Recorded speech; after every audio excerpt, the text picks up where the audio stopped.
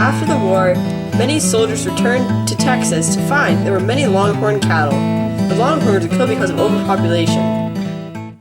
Beef was expensive in the East, so people knew that if they could bring cattle there, they could make lots of money. Therefore, they drove the cattle east to collect monetary rewards. In Chicago, longhorn cattle were shipped via the railroad. It was a port and distribution city that transported goods by ship and train. After refrigerated railroad cars were developed, Chicago became the meatpacking capital of the U.S. The Chisholm Trail stretched from Texas to Abilene, Kansas. It was used to transport the longhorn cattle, and the cattle were driven there through deserts, rivers, and prairies.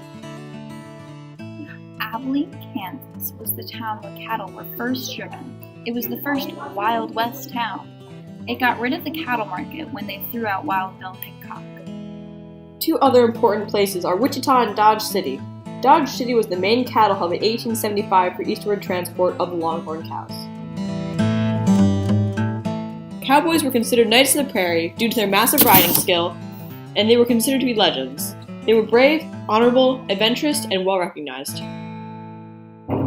Cowboys were hired by ranchers. However, they had a relatively low pay, only about $90 for a 2 to 3 month journey. The owners of the cattle, however, were rich. Cowboys had a hard life. They rode on a cattle range in the West, and the cattle industry expanded in the 19th century. The first cowboys were called vaqueros, and they would herd escaped cattle and horses brought in by the Spanish. The life of a cowboy was dangerous. They faced heat, blizzards, hail, Indians, rattlesnakes, quicksand rustlers or cattle stealers, thirst, and stampedes. Cowboys also had to be very alert. Stampedes could happen at any moment. One cowboy said that the cattle went on by like a hurricane, and it took the cowboys all night to round them up. Cowboys could easily be stampeded to death. Cowboys were up before dawn, and they would work until dark. Cowboys started in spring with a roundup, and in summer they would fatten the cows. Fall brought separating the cows and sending them to the market via the trails. In winter, in the off-season, the cowboys cut hay, fixed windmills, and built fences. In their free time, cowboys enjoyed stage shows, which could include music, dance, song, or plays. Cowboys were of mixed races. Their society was nearly a democracy, and they were not judged by skin, sex, or accent. It was hard to be different, because their life was so different than the rest of America. Cowboys could be white, black, Mexican, or part Indian. The first cowboy was Mexican, in fact.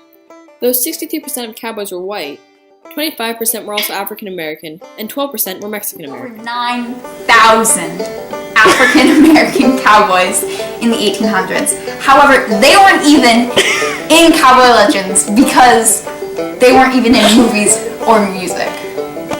African Americans were chosen because they were former slaves, they were familiar working with cattle, they needed a job, and they didn't require much pay. Therefore, they were hired very quickly. For the most part, there was equality between blacks and whites. There were shared eating areas, tents, and blankets. Whites would actually come to aid blacks if attacked occasionally. And in general, blacks became closer to whites than normal blacks. It was hard to become a trail boss or the leader of the party, but they could become cooks. The job for black cowboys was to guard a rancher's money. The blacks would look more fearsome and would be less suspected for carrying the whites' money. There was still some racism though. It was hard to become a trail boss or start your own business, and racism varied from place to place. Racism included doing the worst chores and sometimes even segregating who uses what dish. Racism was worst at the end of the trail though. Some were not allowed to spend money in certain places, and in saloons they were separated where they got to sit. Blacks, however, could save up and buy their own ranch. Cowboys used Spanish clothes and words. Their shirts hid dirt, and vests provided warmth in pockets. Neckerchiefs were very versatile, being used as slings, masks to ward away dust, bandages, holders, and many more. To protect the cowboys from thorns and brush. They were located on the calf area. Rubber-coated slickers, which were located behind the cantle of the saddle, protected the cowboys from thunderstorms. Hats provided shade, protection from the rain and wind. a pillow, and it could also be creased and dented to fit their wins. Boots were created of 2 pieces of leather and were a source of pride. They were made a size too small because the cowboys took pride in the smallness of their feet. Spurs could be plain or fancy and were attached to the back of the boot. They showed that cowboys were, in fact, cowboys. Bingo, lariat, rodeo, ranch, and chaps were all words used by cowboys derived from the Spanish language. In fact, many of the cowboys' dress and regular day terminology were derived from the Spanish language.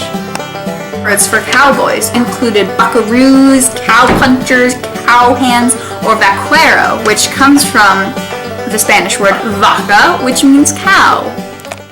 There were many famous cowboys. As we stated earlier, cowboys were very diverse in race and gender. Nat Love, a famous African-American cowboy, was known as Deadwood Dick. Annie Oakley, a famous woman cowboy, was a sharpshooter. Another famous figure was Joe McCoy. He had cows driven from Texas to Abilene, Kansas, where he paid for the cows. He shipped the cows east then by the Kansas Pacific Railroad. He made lots of money. Wild Bill Hickok is another famous cowboy. He was usually a, quote, wild cowboy. He gambled, drank, and shot other people. But he became the marshal in Abilene, where he was paid well until he shot the deputy. Then he was thrown out. He was killed in a saloon in the Dakota Territory. Cowboys on a lonely night. So they told jokes, such as this one. Why did the cowgirl eat a box of bullets? She wanted her hair to grow bangs. They also told stories and tall tales at campfires. Most cowboys were young, unmarried men and women. Cowboys had many different jobs. There was, of course, the cowherders, known as our classic cowboys. There's also a trail boss that led the party, and a cook. Cooks drove the wagon to the river crossings, picked out the camping spot, and cooked the food. They were paid extra, up to $5 more. A final job was horse wrangler, who saddled the horses.